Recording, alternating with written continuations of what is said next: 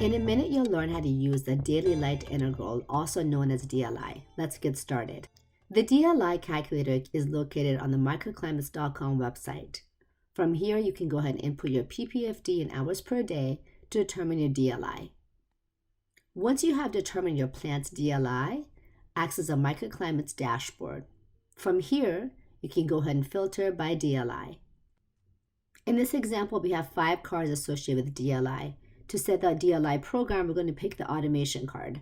Flip to the back of the card and add a new recipe. Choose the new recipe, scroll down, and set the start time. From set outputs, pick DLI and input your DLI number. The other numbers will automatically calculate. You can go ahead and change those as needed. Ensure that you use the end time, press save, and you're now ready to use DLI. Thanks for watching. Please reach out with any questions.